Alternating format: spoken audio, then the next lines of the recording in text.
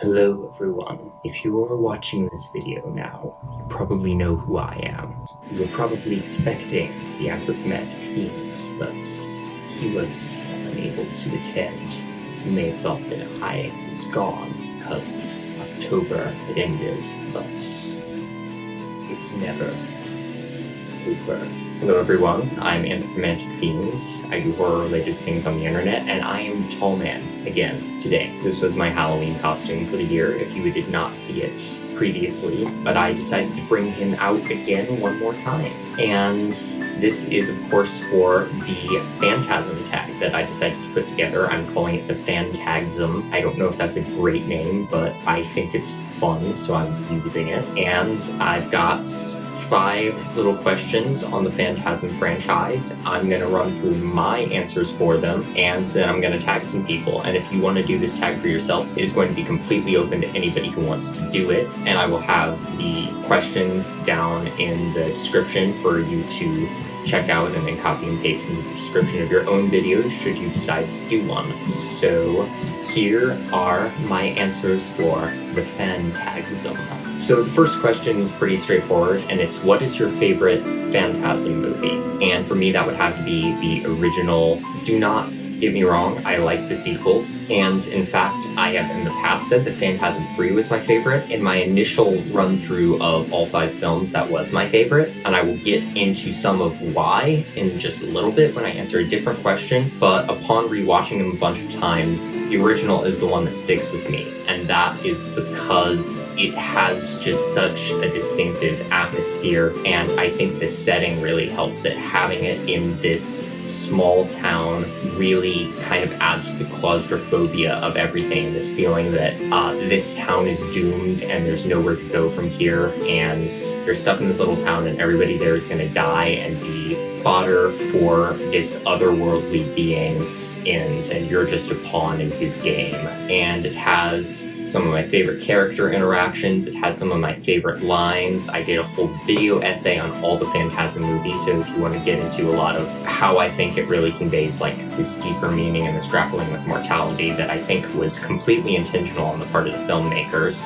Since doing that essay, I've heard them talk a lot about that stuff, and it just sets up everything else that happens in the franchise beautifully, and I think is the most legitimately atmospheric and sinister of all of the films. The sequels kind of bring in elements of action and comedy and more of like the epic kind of cerebral sci-fi fantasy stuff. The original is the most legitimately horrific and dark and atmospheric, and for that reason, it is my personal favorite. Question number 2 is your favorite supporting Phantasm character. And by that, I mean a character that is not the Tall Man and a character that is not... You can interpret this 2 ways. If you want to just say a character that's not Mike or Reggie, you can say that. Or you can say a character that's not part of the trio of Mike, Reggie, and Jody, even though Jody kind of falls out of his more major role in the sequels. And for me, that would be Rocky in Phantasm 3, and spoiler alert, a tiny little tag at the end of Phantasm Ravager. And I really like Rocky because she really brought something different to the Phantasm franchise, in my opinion. And that is not just because she's like one of the only like significant characters in the franchise that's a person of color, although I do think having a little bit more diversity in the characters there is a good thing. I also just think her overall kind of just personality and style and attitude is something that was not present in any of the other Phantasm movies, and just seeing her pop up in Phantasm 3 and the way she interacts with a character like Reggie, who's got a very distinct personality of his own and has been dealing with this for a while, and just the distinct difference between them, I think is really cool. What I'm not as keen on is the random dream sex scene between Reggie and Rocky in the middle of Phantasm 3. I kind of hate that scene, and it would be one thing if there was actually any kind of romantic or sexual connection between the 2 characters, but Rocky makes it very clear that she has no interest in Reggie whatsoever, and I absolutely love the scene where she just handcuffs him to the bed and then leaves him there and goes to sleep. I am delighted by that scene. But then following that up with a scene of Reggie's own just fantasy of having sex with her, and then kind of playing that for laughs by having Jody interrupt him in the middle of his dream. I don't like it. I really don't like it, and I think it kind of doesn't have the respect for the character of Rocky that should be there. So yeah, but all in all, I really like Rocky as a character. I think she's a breath of fresh air in the Phantasm franchise, a very entertaining character, wonderfully acted, and yeah, Rocky.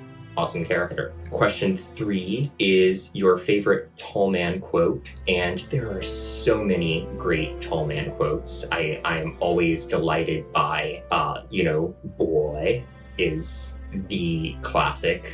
The funeral is about to begin, sir, is a longtime favorite, and might actually be my favorite. The one I picked here is one that I don't think gets nearly enough love and just delights me every single time I hear it, and it's one from Phantasm Oblivion, and it's the scene where Mike has been strapped down to this table by the tall man and is about to have his head drilled into, and the tall man just goes, "Now this won't hurt a bit.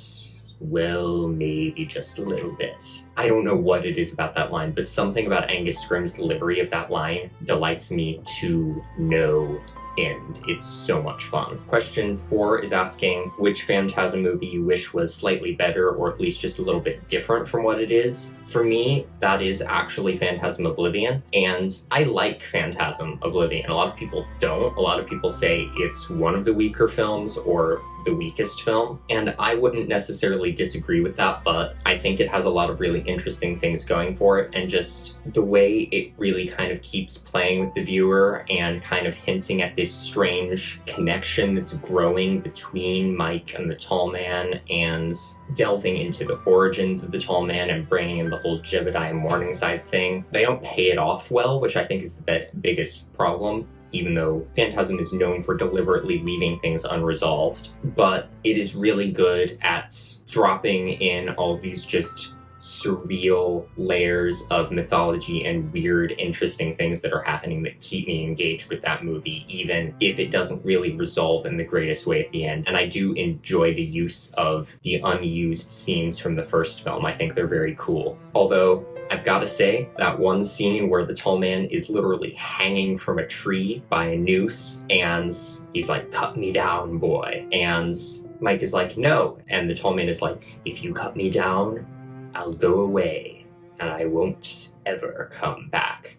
And Mike is pretty much just like, "Well, okay," and cuts him down. Why would you do that? Why would you ever do that? Why would you trust a thing this man says? That's not smart. And then really, my biggest problem with that movie is the ending, because it's building off the sphere that got inserted into Mike's head at the end of Phantasm 3, and this weird connection that he's developing with the tall man, and in a way it seems like he's becoming the tall man, or kind of the tall man's prodigy in some weird way. And I guess it could be interpreted as Mike like trying to turn that against him, and then the tall man being like, "Fuck it, this isn't working, I gotta take this thing out of his head again." But it really just comes off as, we came up with this idea, we don't really know how to pay it off, so we're just gonna undo it, fuck it, take the sphere out of his head again. And also just all the Jody stuff is very confusing. I was down with the idea that he was just a sphere now, and that was because he had died in the car crash, but apparently him being there as a sphere was supposed to mean that he didn't die in the car crash. And then at the end they're like, "I died in the car crash," and that's supposed to be some kind of big reveal, and it wasn't for me, because I was just good with him having become the sphere after he died, and the tall man kind of collected his essence or soul or what have you. I'm glad they made Ravager. A lot of people don't like that one. It has its problems too, mostly in like production value wise. The effects aren't kind of the practical stuff that we get in the other movies, and I don't think it has the creepy atmosphere of the other films, because there really aren't as many nighttime scenes, and the nighttime scenes in the original Phantasm movies really added to their atmosphere. But yeah, as cool as Oblivion is, there are just a few ways in which I wish it was a lot better, or at least they had just tweaked some things. And for the final 5th question, what is your favorite action/horror sequence from a Phantasm movie. So I could just ask like what your favorite scene from any of the movies is, but I'm specifically asking for like the up-tempo scenes where some crazy shit's happening. So I love some of the more tender moments from the first Phantasm, specifically Jody and Reggie sitting on the porch and doing their iconic "sitting here at midnight" thing, and then the scene at the end where Reggie's consoling Mike and being like, "I know you're scared, but you're not alone." That one's very touchy-feely and I kind of love it. But as far as like the crazy sequences go, I really, really enjoy the climax of the first movie, and what I mean by the climax is the final moments with the trio up against the tall man. So Jody, Mike, and Reggie all going into the mausoleum, finding the dimension gate, and then the craziness that goes down there, and the reveal of the lady in lavender being the tall man, which is always just a really cool thing to me. I love that. And then I love everything that comes after that, but just the absolute madness of that scene and the surrealness of that scene is one of my favorites. But I would also tie that with the climax of Phantasm 2 as of now, and Phantasm 2 is a movie that has taken some time to grow on me. I still think it gets a little bit overhyped in some ways as like the best movie in the franchise, and I get where the people who say that are coming from, because it's just like production values wise and effects wise maybe the best film. Story wise, besides the slight introduction of like a bit more of an action element from the first movie, it really doesn't do a lot that's different or interesting, and I think the studio influence kind of streamlines it and makes it not quite as surreal and quirky as I think the franchise is supposed to be. But it really has grown on me. I think the practical effects are wonderful, even if she was just introduced as like Universal saying, "Oh, you need a romantic lead in this movie." I really do like the character of Liz quite a bit. I think the ending sequence of that film is really cool, and not like the ending scare sequence, like the final confrontation with the tall man, where they pump him full of acid. He melts and we get like the weird, surreal eldritch nightmare creature thing breaking out of his head for a minute, and it's just a really fun practical effects extravaganza. So it's a tie between those two for me. And so now I am going to tag a couple of people, and by a couple I mean several. So I'm going to tag Ben from Cadaver Club, Cody from H&S Collectibles, Evil Stevel, Dice Rolling, if they are willing, and I think I'll tag Reanimator Reviews if they are willing. That is the PhanTAGsm. Thank you for watching my video, and hopefully I'll see you in another one. Boy.